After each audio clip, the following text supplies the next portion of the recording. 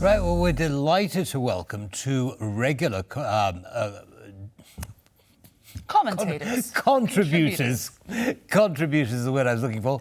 To TVP World, Irina Tsukerman, she's editor-in-chief of The Washington Outsider, and Mr. Marcin Grabowski, he's Director, Center for International Studies and Development at the Jagiellonian University. Welcome both. Good to see you again.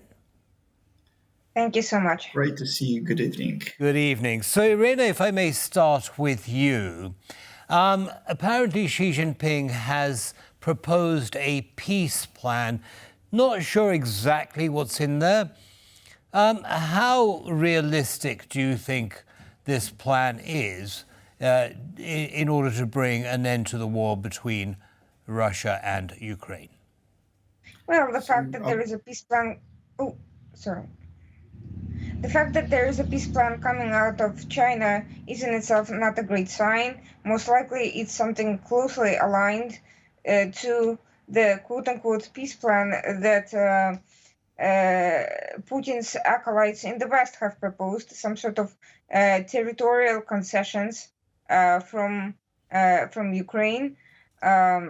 Interestingly enough, China seems to be ignoring Ukraine's own peace plan, which has not only retained wide support internationally, but China itself has participated in Ukraine-backed peace dialogues. So why is China proposing an alternative to that without engaging with the rest of the international participants who took part in these dialogues in Saudi Arabia and other countries? This is a question for the ages, but I suppose that Putin's visit has a lot to do with it. I think that was actually part of the point of the visit, to make this proposal from China official. Well, I'd like to ask Marcin Grabowski perhaps for a different angle on this, because some commentators say that China actually has a strategic interest in extending this war in Ukraine.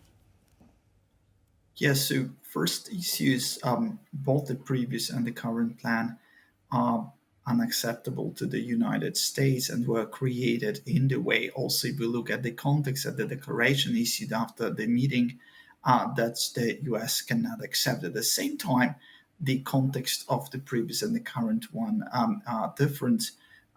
Before, that was obvious it cannot be accepted by the US, most likely then by Ukraine, or it was already visible it's not acceptable for Ukraine. It was presented as Chinese approach to the new vision of the world. I would say so.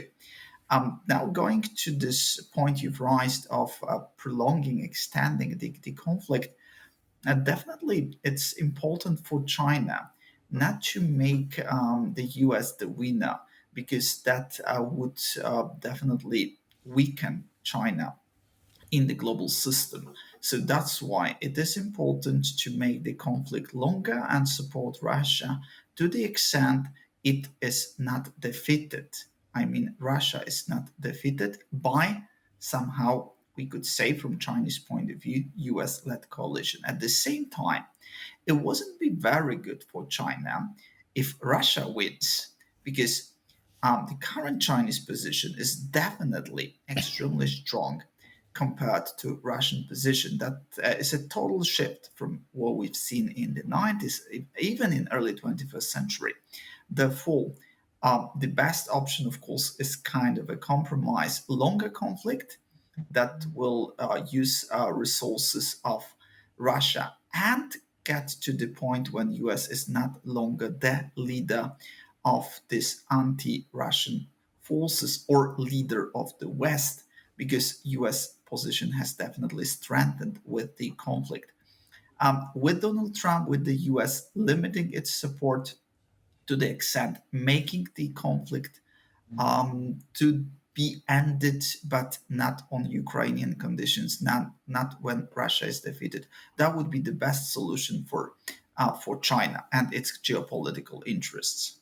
Right. Well, this is actually quite a tightrope, isn't it, for China, Irina? On the one hand, Europe is a very important client for China's exports. And on the other hand, they're acting in a way which is against European interests. How do you think she intends to balance those two competing interests? Surprisingly enough, so far he is balancing it fairly well. Of course, there's a growing consensus inside the European Union and the West in general that China's meddling and aggression are a problem. We have seen a number of measures being taken to push back at some of it. But oftentimes, some of these measures are either insufficient or simply the wrong tools to address the problem. For instance, the tariffs imposed on Chinese goods, such as EVs, are frequently seen as an anti-competitive measure rather than a punishment for theft of intellectual property, unfair trade practices, and other violations from China's point of view. And they don't do much to solve the problem. Simply put, China is by far surpassing EV makers in the West due to the access to natural resources, which makes these cars cheaper, as well as its ability to benefit from Western expertise without also sacrificing the costs that the Western powers, the Western countries and producers of EVs have to put up with. That's just one of the problems. Another issue is China simultaneously attempting to play a diplomatic broker and to gain international credentials from that. And I'm not just talking about the economic sphere, the BRI projects that are popular even in Europe. I'm also talking about diplomacy, mediation. We have seen China receive praise for normalizing Iran and several Arab states. And I think this peace proposal is part of this broader game of appearing as an international power broker, international mediator, particularly in light of the pro-Russian voices arguing that Ukraine is not doing enough to broker peace. We have seen these campaigns. China is also counting on Russia's help in that regard, in that Russia is backing pro-Russian political lobbies and parties across Europe. These lobbies also tend to be more lenient towards China, even if at the time they claim that China is a more serious problem with Russia and use that as an explanation to defend pro-Russian policies. But often that's just subterfuge. They are actually closely aligned with both China and Russia, and that eventually uncovers itself. So this backing of these parties splits the European Union, splits the West, and China is able to exploit these divisions in its favor, despite the push for sanctions and decouplement from foreign trade as well. Another interesting detail that's emerged out of this visit is the proposed pipelines, gas and oil. Perhaps you could tell us a little bit more about that, Marcin Grabowski.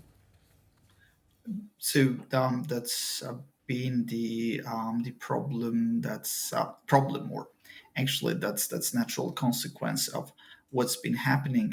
China is becoming or is currently the most important importer of Russian oil and gas, and in order to substitute or to equivalent the European markets, there's no actually much choice. Those have to be built. That's beneficial for both parties.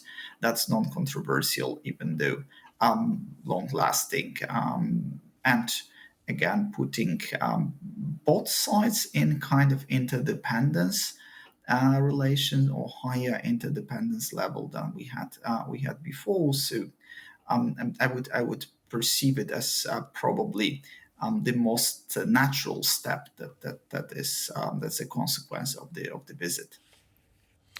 Yes, it's quite. Yes, thanks for that, Marcin. Irina, if I can come back to you, I'm sure you heard Trump speaking outside the courthouse today, saying that he didn't like the idea of these two meeting, and that they were planning to cause some damage. What do you think Trump meant by this? And does it actually reflect that despite his earlier statements, Trump isn't as pro-Russia as many have accused him of being? I mean, personally, I think Trump is an opportunistic type of politician who will say and react at the moment's notice to whatever is best suitable. But I think the observation itself is accurate. I think there is a great deal of concern that this visit marks a strengthening of the defense lines between Russia and China, and in particular, the economic alliance, you could say, creates a sort of codependency between the two countries, because Russia's economy has suffered, but is now starting to recover as a result of trade with China and other allies, and as a result of BRICS-related sanction-busting activity.